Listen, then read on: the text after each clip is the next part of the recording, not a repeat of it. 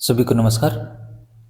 रक्त परिसंचरण तंत्र में अपने लास्ट टाइम बात किए थे कि मानव हड्डियां उसकी स्पीड कितनी होती है, जिसके थ्रू अपनों ने बात की थी कि भ्रूण अवस्था से लेकर और लास्ट में पढ़ा था कैनरी पक्षी, जिसमें 1000 पर मिनट की होती है हृदय की धड़कन। ठीक है, अब अपने जो रक्त परिवहन में रह जाता है वो धमनी और शिरा, इन दोनों में अंतर रह जाते हैं, तो वो अपने स्टार्ट करते हैं। तो स्टार्ट करते हैं आज की वीडियो।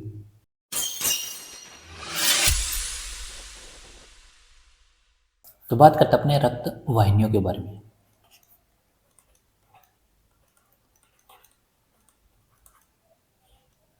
रक्त वाहिनियाँ, तो रक्त वाहिनियाँ कितनी होती है, तो ध्यान रखना, एक तो होती है धमनी और एक होती है शिरा। तो इनको अपने अंतर के हिसाब से ध्यान रखेंगे तो याद रहेगा। अपने बात करते हैं पहले धमनी के बारे में। देखो धमनी क्या करती है, ये क्या करती है, रक्त को क्या हृदय से दूर लेके जाती है। क्या करती है, रक्त को हृदय से दूर। हृदय से दूर का मतलब ये क्या है कि हृदय से दूर का मतलब कहाँ भेजेगी, अंगों तक। तो ये कहाँ भेज देती है, अंगों तक। ठीक है, तो रक्त हृदय से दूर भेजती है। और ये क्या करता है, हृदय को क्या करता है, जो आपके पास रक्त है वो हृदय की ओर भेजती है। ठीक है, तो रक्त को हृदय की ओर, ठीक है, भेजती है या लेकर आती है। इसका मतलब ये क्या है कि आपके पास जो अंगों से जो रक्त आता है, अंगों से जो रक्त आता है वो कहाँ भेज देती है, हृदय की ओर, अंगों से हृदय की ओर। ठीक है, तो इसी का अपोजिट है कौन सा, शिरा। फिर उसके बाद बात करें धमनियों में रक्त कैसा बहता है, तो ध्यान रखना शुद्ध रक्त, शुद्ध रक्त। बट अपनों ने एक अपवाद पढ़ा था, वो कौन सा, फुफ्फुस जो धमनी है वो कौन सा रक्त लेके जाती है, अशुद्ध। तो ये है अपवाद, फुफ्फुस धमनी। उसी तरह बात करें अपनी शिरा, तो शिरा यहाँ पे कौन सा रक्त लेके जाती है, तो कौन सा, अशुद्ध रक्त, अशुद्ध रक्त। और इसमें अपवाद की बात करें तो कौन सा आ जाएगा, इसमें धमनी है तो इसमें शिरा आ जाएगा। अपवाद में ध्यान रखें तो क्या आ जाएगा, फुफ्फुस शिरा।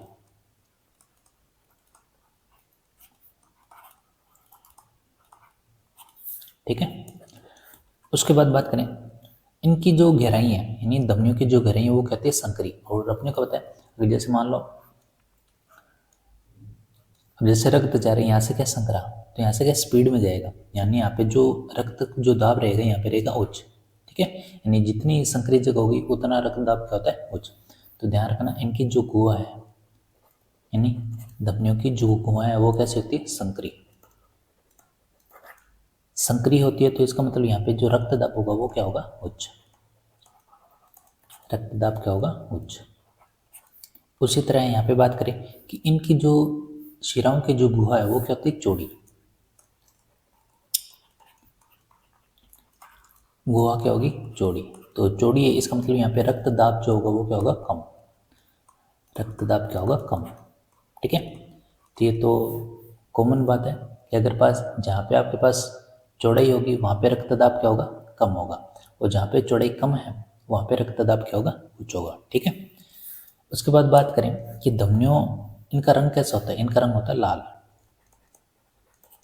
लाल रंग। और इनका रंग कैसा होता है, ध्यान रखना, इनका रंग होता है नीला। ठीक है, अब देखो यहाँ पे अपने ने बात की कि आपके पास जो इनकी गहराई होती है वो कहती है संकरी।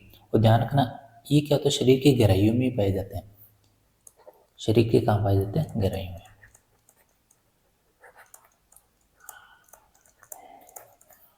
तो ये बात करें शिरा, ये कहाँ पाए जाते हैं, तो ध्यान रखना ये पाए जाते हैं शरीर के सतह पर।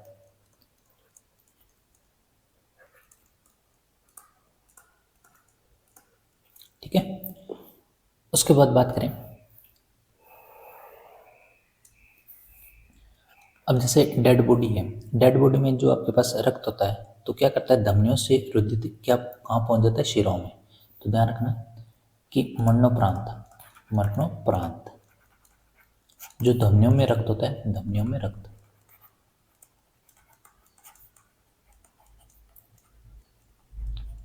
ये कहाँ पहुंच जाता है, शिराओं में, शिराओं में चला जाता है। ठीक है। उसके बाद बात करें, यहाँ पे आपके पास जो शिराओं में जो रक्त होता है वो, जैसे अपने बात करें कि ग्लूकोज ये कहाँ चढ़ाया जाता है, तो ग्लूकोज चढ़ाया जाता है शिराओं में चढ़ाया जाता है, ना कि धमनियों, क्योंकि धमनियों की जो गहराई होती है वो शरीर के अंदर होती है और ये सतह पे पाई जाती है, तो ग्लूकोज इसी में चढ़ाया जाता है, ग्लूकोज। ठीक है, ग्लूकोज या दवाइयाँ जो टिक्के लगाए जाते हैं वो कहाँ लगाए जाते हैं, शिराओं में, शिराओं में चढ़ाए जाते हैं।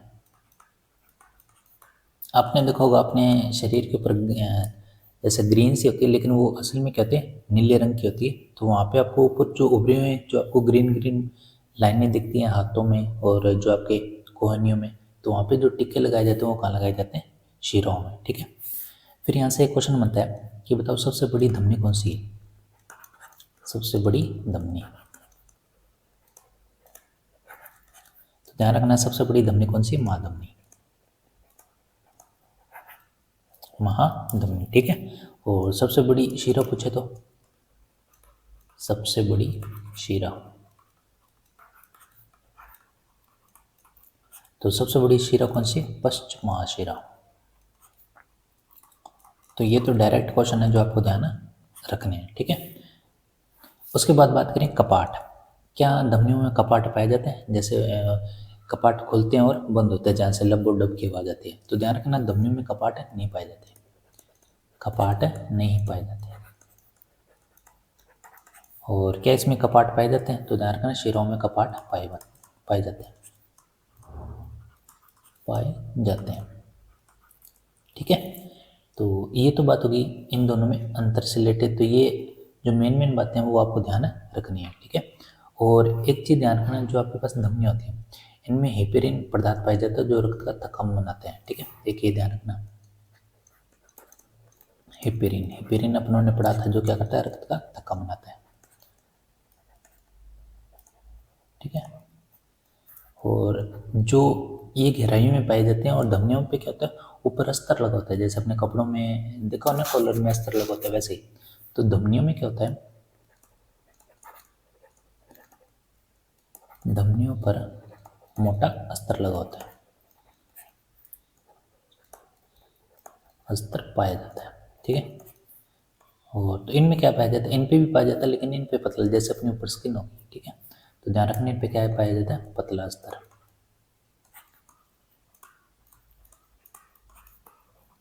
अस्तर का मतलब यहाँ पे मांसपेशियाँ से हैं, एक लेयर पाई जाती है। ठीक है, अस्तर का मतलब कपड़े से मसल लें कपड़ा लगा, ऐसा कुछ नहीं है। तो धमनियों में मोटा अस्तर पाया जाता है और पतला अस्तर पाया जाता है शिराओं में। तो ये तो बात होगी धमनी और शिरा से रिलेटेड अंतरों के बारे में, तो ये अंतर ध्यान रखना है। इनसे रिलेटेड जो डायरेक्ट क्वेश्चन बनेंगे वो तो यही अपवाद के रूप में, और सबसे बड़ी धमनी और सबसे बड़ी शिरा कौन सी, ये भी ध्यान रखना है। उसके बाद बात करें अपने ब्लड प्रेशर के बारे में, रक्तदाब, रक्तदाब यानी बीपी यानी ब्लड प्रेशर।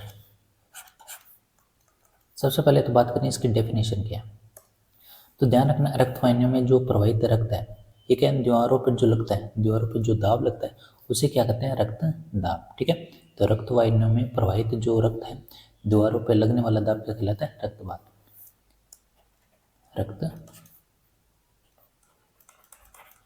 वाहिनियों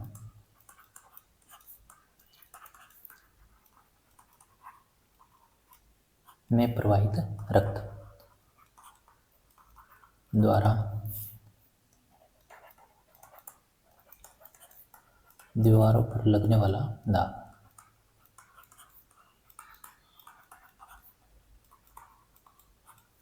ठीक है, वो क्या कहलाता है, रक्तदाब कहलाता है। तो रक्तदाब में अपने एक बात करें कि नॉर्मल जो आपके पास रक्तदाब हो वो उसकी रेंज क्या होती है, नॉर्मल में ध्यान रखना अपर तो रहता है 120 और नीचे रहता है 80। ठीक है, और लो पूछे तो कि अगर लो अगर बीपी है तो उसमें रेंज क्या रहेगी, तो ध्यान रखना 120/80 इसका रेशो होता है। तो इससे अगर कम है तो आपके पास क्या लो बीपी है, और हाई बीपी का पूछे, हाई बीपी की रेंज पूछे तो 140 और 90, इससे क्या हो ज़्यादा, तब क्या हो जाता है हाई बीपी। ठीक है, तो ध्यान रखना ये नॉर्मल में है, तो ये तो नॉर्मल कंडीशन है, तो अगर इससे कम हो जाए तब आपके पास क्या हो जाएगा, लो बीपी। अगर 140/90 अगर इससे ज़्यादा हो जाए तो क्या हो जाएगा आपके पास, हाई बीपी। ठीक है, और इसको मापते हैं मरकरी यानी mmHg, इसको भी मिलीमीटर Hg, और ये भी आप, ठीक है, ये इसकी मात्रक है। इसमें रक्तदाब में एक छोटी सी चीज़ है ना, जैसे हमने बाई भुजा में, तो बाई भुजा में भी एक धमनी होती है जिसको बोलते हैं ब्रेकियल, वहाँ से मापन करते हैं। तो इसका मापन कहाँ से करते हैं, बाई भुजा में। और कौन सी धमनी, ब्रेकियल।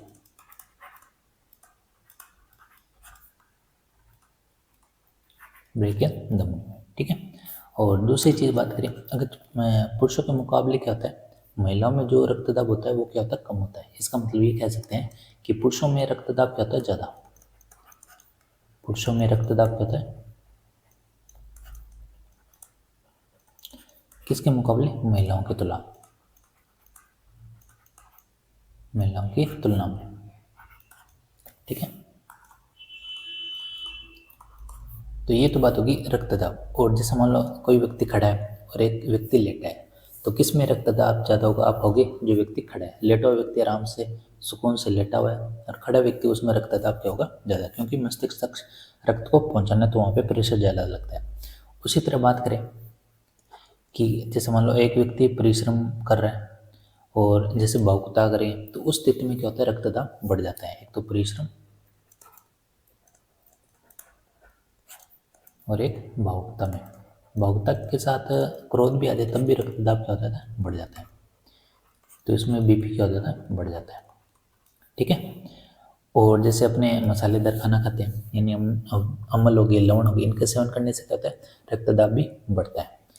तो अम्ल से तो क्या होता है, रक्तदाब बढ़ता है। जबकि बात करें क्षार, क्षार से क्या होगा, जो बीपी है वो क्या होता है, कम होता है। बस ये भी आपको ध्यान होना चाहिए। तो ये नॉर्मल क्वेश्चन है जो अपने को पता होना चाहिए। उसके बाद बात करें बीपी मापने का यंत्र कौन सा है, बीपी मापने का यंत्र, मापने का यंत्र, तो ध्यान रखना वो कौन सा है, स्फेग्नोमीटर, स्फेग्नोमेनोमीटर, ठीक है। ये मीटर का नाम है स्फेग्नोमेनोमीटर। तो ये तो हो गया बीपी मापने का यंत्र। एक बात आती है कि हृदयघात, यानी जो हार्ट अटैक आते हैं वो किसके कारण आते हैं, तो ध्यान रखना एक धमनी होती है जिसको बोलते हैं कोरोनरी, कोरोनरी धमनी। इसमें क्या होता है, जैसे कोलेस्ट्रॉल होता है, कोलेस्ट्रॉल, इसका क्या हो जाता है, जमाव, जमाव होता है। तो इसके कारण क्या होता है, जो रक्त की आपूर्ति है वो बंद हो जाती है, रक्त की आपूर्ति, ठीक है। रक्त की आपूर्ति नहीं जाती है जिसके कारण क्या होता है, हार्ट अटैक आता है, ठीक है। तो एक धमनी है कोरोनरी धमनी, जिसमें कोलेस्ट्रॉल का क्या हो जाए, जमाव, जिससे रक्त की आपूर्ति नहीं होती। तो ये होता है हार्ट अटैक का कारण। और एक आपने सुना होगा कि महिलाओं में क्या होता है, पुरुषों के मुकाबले हार्ट अटैक कम आते हैं। उसका कारण क्या है, इनमें क्या होता है, जो कोलेस्ट्रॉल होता है, ये कोलेस्ट्रॉल, इसको कम करने का एक काम करता है हार्मोन, और उस हार्मोन का नाम है कौन सा, एस्ट्रोजन, एस्ट्रोजन हार्मोन। ये महिलाओं में पाया जाता है,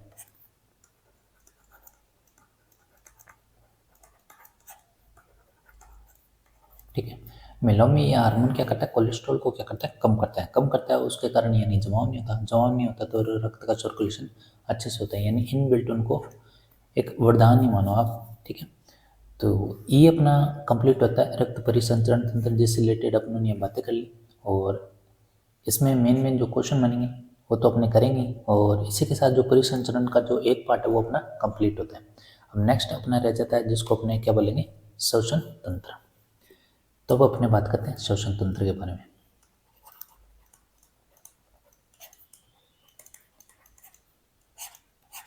ठीक है। तो इसमें बात करें हमने, तो सबसे पहले तो बात करें कि इसकी डेफिनेशन क्या है। तो डेफिनेशन के बारे में बात करें, यानी श्वसन कहते कैसे हैं। तो जो भी अपने भोज्य पदार्थ है, भोज्य पदार्थ के ऑक्सीकरण द्वारा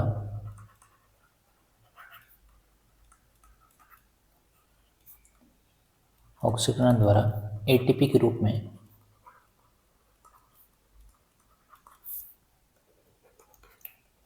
ऊर्जा का क्या होता है, निर्माण,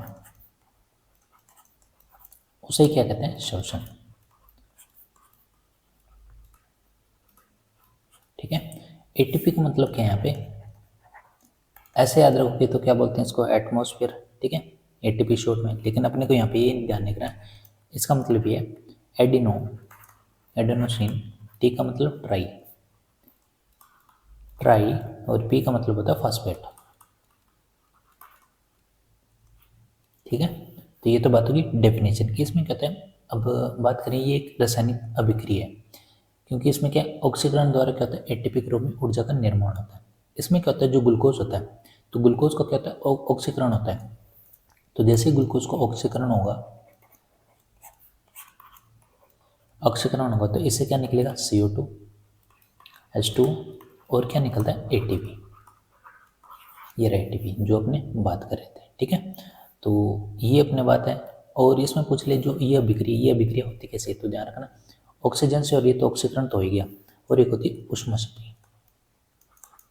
ऊष्माक्षेपी, यानी ऊष्मा का क्या करते हैं, उत्सर्जन। ऊष्माक्षेपी क्या है, अभिक्रिया है। ठीक है, एक अपने जैसे श्वसन लेता है, तो इस प्रक्रिया में क्या होता है, व्यक्ति के भार में क्या होता है, एक तरह से कमी आती है। ठीक है, तो वो भी अपने को पता होना चाहिए। एक वर्ड आता है स्वातन, हिंदी में बोलते हैं स्वातन, इंग्लिश में शायद आपको याद हो जाए, इसको बोलते हैं ब्रेथिंग। क्या बोलते हैं, ब्रेथिंग। ठीक है, इसमें क्या होता है, जैसे गैसों को अंदर लेना और बाहर छोड़ना, वही क्या कहलाता है, ब्रेथिंग। ठीक है, गैसों को अंदर तथा बाहर लेना, अंदर तो अपने गैसों को लेना और बाहर छोड़ना, ये क्या कहलाता है, श्वसन। ठीक है, तो ध्यान रखना, जो भ्रूणीय अवस्था होती है उसमें केवल क्या होती है, श्वसन की प्रक्रिया होती है, श्वसन नहीं होता, यानी ब्रेथिंग नहीं होती। किसमें, भ्रूणीय अवस्था में।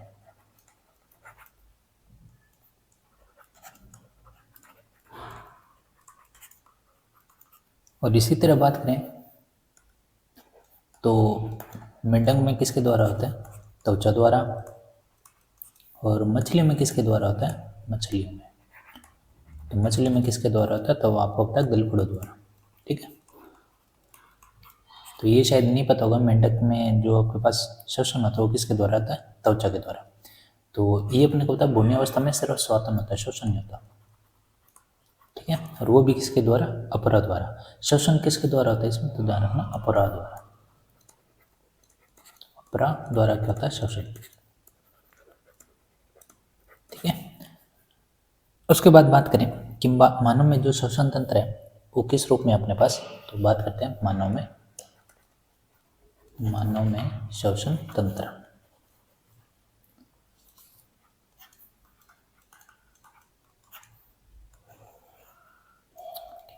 उससे पहले ध्यान रखना, पथ मानव का जो श्वसन पथ है वो कहाँ से स्टार्ट होता है, ध्यान रखना कहाँ से स्टार्ट होता है, नासा से। नासा वो नहीं जो आप सोच रहे हो अंतरिक्ष यान वाला, नासा मतलब अपने।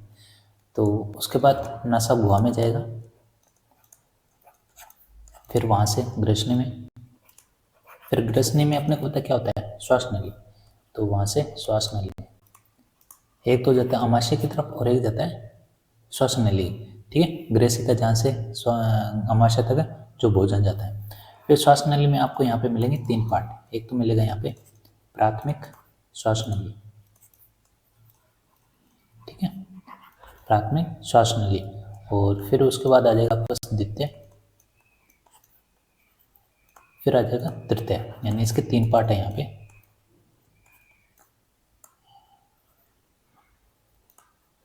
और लास्ट में एक आप हो जाएगा श्वसनिका में।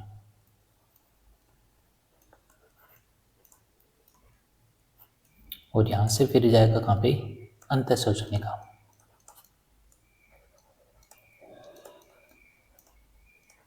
फिर ये पहुंचा जाएगा कहाँ पे, वायु कुंभिका। तो इसका डायग्राम अपने बना लेते हैं अभी, वायु कुंभिका वाहिनी में, और फिर ये चला जाएगा लास्ट में वायु कुंभिका में। तो ये इसका पथ है जो अपने को ध्यान रखना है, ठीक है। मानव में जो श्वसन अपने तंत्र पढ़ रहे हैं तो उसमें ध्यान रखना अपने को पथ। तो यहाँ पे अपने बात करें डायग्राम की, तो नॉर्मल डायग्राम है। तो ये जैसे मान लो ये एपिग्लोटिस है, ठीक है। एपिग्लोटिस है, मान लो ये अपने खुल रहा कहाँ पे, श्वसन नली, ये खुल गया श्वसन नली, ठीक है। यहाँ से आपके पास ये दो भागों में डिवाइड हो जाएगा यहाँ से, क्योंकि यहाँ से क्या जुड़े होते हैं, फेफड़े, ठीक है। फिर यहाँ से भी ये डिवाइड हो जाएगा,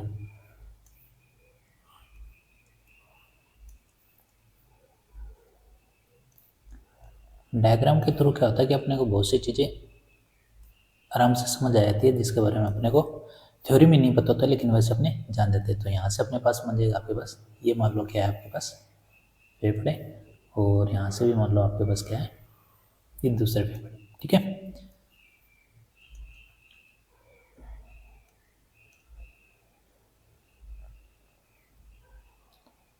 तो आपस में से जुड़े होते हैं और यहाँ से भी ये से जुड़े होते हैं।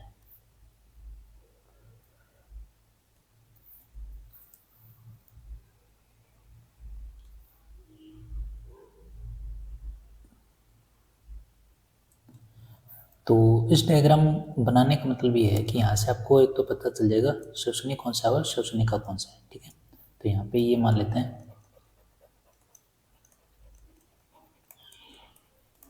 ये जो आपको दिखा रहे हैं इसको बोलते हैं श्वसनी,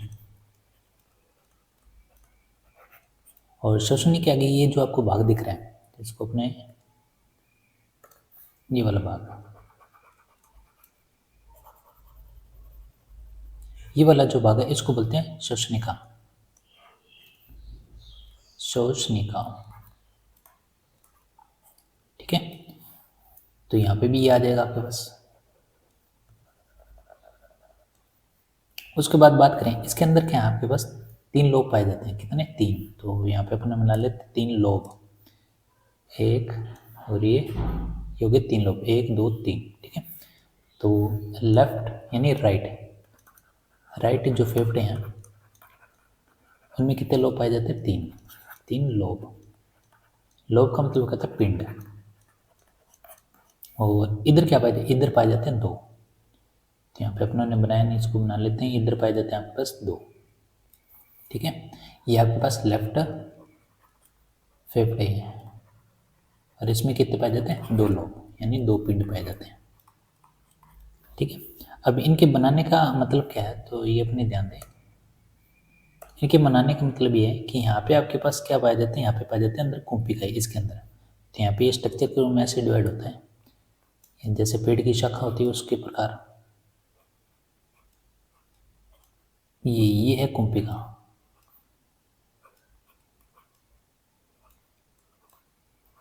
ठीक है। तो एक यहाँ से निकल जाती है और एक यहाँ से,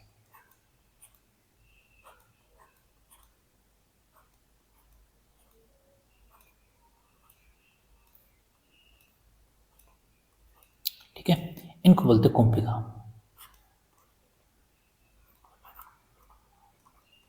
कुंभिका इंग्लिश में क्या बोलते हैं, एल्यूविल।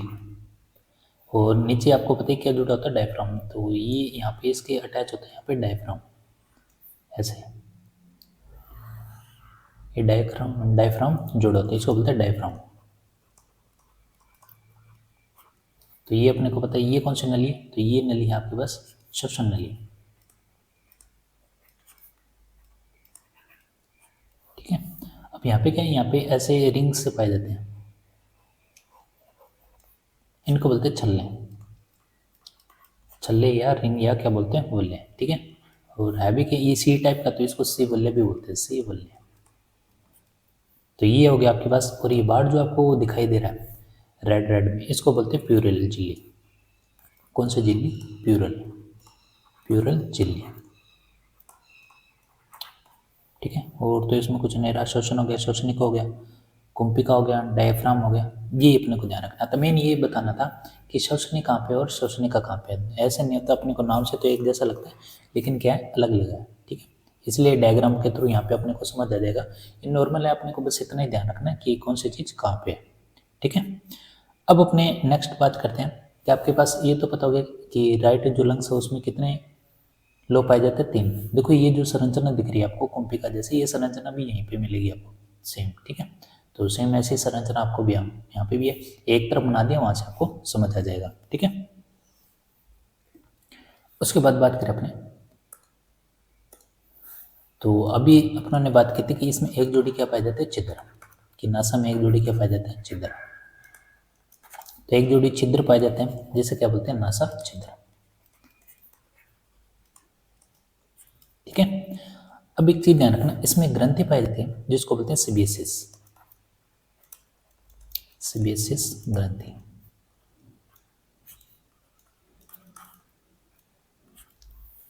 और अपने को नासा छिद्र में क्या क्या होते हैं, बाल। तो सीबियसिस ग्रंथि वहीं पाई जाती है। तो इसमें क्या होता है, जो भी धूल मिट्टी के कण होते हैं वो क्या होता है, बालों की तरह अटैच हो जाते हैं, यानी वहां से चिपक जाते हैं। अब मेन काम है कि सीबियसिस ग्रंथि करता क्या है, तो ध्यान रखना ये क्या करता है, एक पीले रंग का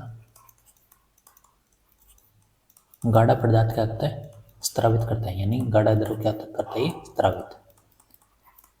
कौन, सीबियसिस ग्रंथि, जिसको क्या बोलते हैं, श्लेष्मा, जिसको क्या बोलते हैं, श्लेष्मा। बस यही ध्यान रखना है कि सीबियसिस ग्रंथि क्या काम करती है। लेकिन जो भी धूल मिट्टी के कण है वो क्या करते हैं, नसा छिद्र के जो बाल होते हैं वो क्या कर लेते हैं, उनको पकड़ लेते हैं, आगे जाने नहीं देते, ठीक है। उसके बाद बात करें कि जो आपके पास सीबियसिस ग्रंथि है, जैसे अपने को बुखार हो गया, जुकाम हो गया, तो सबसे ज़्यादा एक्टिव कौन सी हो जाती है, ये ग्रंथि, सीबियसिस ग्रंथि क्या हो जाती है, एक्टिव यानी सक्रिय हो जाती है। उसके बाद बात करें कि जो आपके पास नासा गुहा है, नासा गुहा यानी इसकी गहराई में, नासा गुहा, यहाँ पे एक हड्डी पाई जाती है, यानी हड्डी का मतलब अस्थि पाई जाती है, जिसको क्या बोलते हैं, हाइलिन, हाइलिन अस्थि।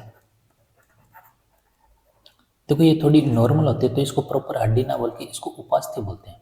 तो यहाँ पे थोड़ा सा कट करता हूँ मैं, उपास्थि यानी हड्डी के मुकाबले क्या होती है, नॉर्मल। तो आप जैसे नाक अपना पकड़ोगे तो बीच में एक हड्डी दिखाई देगी जिसको आप हिला सकते हो, तो वो उपास्थि है, हड्डी से हल्की होती है उपास्थि, ठीक है। जैसे नाक है तो नाक में यहाँ पे हड्डी होती है, उसको क्या बोलते हैं, हाइलिन, ठीक है।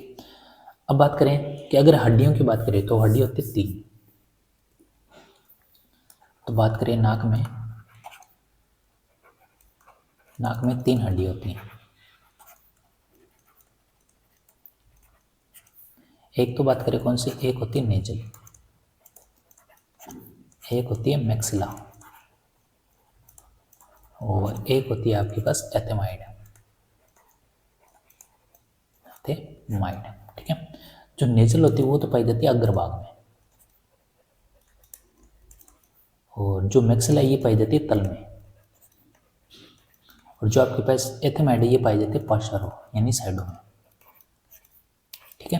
तो ये इसकी स्थिति है वो भी अपने को पता होना चाहिए कि नाक में कितनी हड्डी होती है, 3, नेजल, मैक्सिला और एथेमाइड, ठीक है। उसके बाद बात करें अपने ग्रेसनी की, बात की थी ग्रेसनी, तो ये पता चल गया कि एपिग्लोटिस होता है उसमें, जहाँ पे कहता है भोजन को श्वास नली में जाने से रोकता है, ठीक है। उसके बाद एक आता है लेरिक्स, लेरिक्स ये क्या करता है, ये ध्वनि उत्पादक यंत्र है, ध्वनि उत्पादक यंत्र। अब एक होगी ये अपनी क्यों बात करें, आपने देखा होगा कुछ सिंगर है जो नाक से बोलते हैं, जैसे अपने हिमेश रेशमिया के आप गाने सुनो, वो कहता है नाक से बोलते हैं, ठीक है। तो ये क्या होता है, ये जो आपके पास श्वास नली होती है उसके अग्रभाग में स्थित होता है। कहाँ स्थित होता है ये, श्वास नली के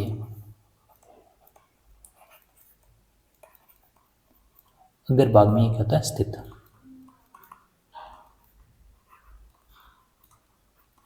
तो इसमें है ना 2 जोड़ी क्या पाए जाते हैं आपके पास, वाक तंतु, 2 जोड़ी वाक तंतु। तो वाक तंतु का मतलब ये है, जैसे महिलाओं में क्या होता है, वाक तंतु छोटे पाए जाते हैं, महिलाओं में जो वाक तंतु होते हैं, अपनी नेक्स्ट बात कर लेते हैं कि महिलाओं में वाक तंतु क्या होते हैं, छोटे, जिसके कारण उनकी जो वॉइस है वो क्या होती है, उच्च तारतम। तो जैसे अपना ध्वनि टॉपिक रह गया वो, उसमें बात करेंगे तारतम होता क्या है, तो उस तारतम वाले क्या होता है, ध्वनि उत्पन्न करते हैं, उच्च तारतम। इसी तरह बात करें पुरुषों में क्या होता है, पुरुषों में जो वाक तंतु होते हैं वो होते हैं बड़े, बड़े होते हैं उसके कारण उनकी जो तारतो यानी अपने कहते हैं एक तरह से अपनी चीख ना बोले तो उसमें क्या होता है इनकी निम्न तारतो।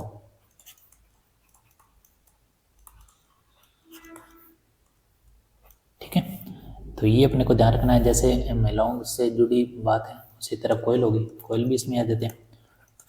कोयल से जुड़ी है जैसे मच्छर, मच्छर पास में आते हैं उसका तारतो क्या होता है उच्च, यानी भिन्न बनानी, यानी जो अपने को तीखा लगे वो इस कैसे लगे तीखी। ठीक है, मच्छर। और इनमें अपने को पता है पुरुषों में तो क्या ही ध्यान रखना अपने को। ठीक है, जैसे आपने देखोगा खरगोश की ध्वनि कैसे होते हैं, तो खरगोश की कैसे होती है की क्या ना, की क्या ना। ठीक है, वो किस में आ जाएंगे, इनमें आ जाएंगे। तो ये तो बात होगी आपके पास वाक्तंतु। तो ध्यान रखना कितने जोड़ी होती है, 2 जोड़ी। ठीक है, एक तो 2 जोड़ी का एक तो मिथ्या नाम होता है, एक होता है सत्य, तो ये तो अपने को ध्यान नहीं रखना, मिथ्या और सत्य 2 होते हैं। ठीक है, एक कहते हैं कि पुरुषों में वाक्तंतु बड़े होते हैं और ये अपने को पता है निम्न तरह होते हैं। इनमें एक संरचना पाई जाती है जिसको बोलते हैं एडल एप्पल। तो ये क्वेश्चन आया हुआ है, इनमें जो संरचना पाई जाती है उनको क्या बोलते हैं, एडल एप्पल। जिसके कारण क्या होते हैं कि जो इनका तारतम्य होता है वो क्या होता है, निम्न होता है। जैसे शेर हो गया और पुरुष है, तो कोयल है यहाँ पे कागला कर देना। ठीक है, तो ये बात होगी लिरिक्स के बारे में यानी ध्वनि यंत्र के बारे में। नेक्स्ट अपने बात करेंगे श्वास नली, वायुकुंभिका और फेफड़ों के बारे में। उसके बाद अपना एक तो ऑक्सीजन शोषण होता है, एक अनोक्सी यानी वायवीय अवायवीय। तो उसके बाद अपना श्वसन तंत्र क्या हो जाएगा कंप्लीट, फिर अपने पढ़ेंगे उत्सर्जन तंत्र। तो मिलते हैं नेक्स्ट वीडियो में, धन्यवाद।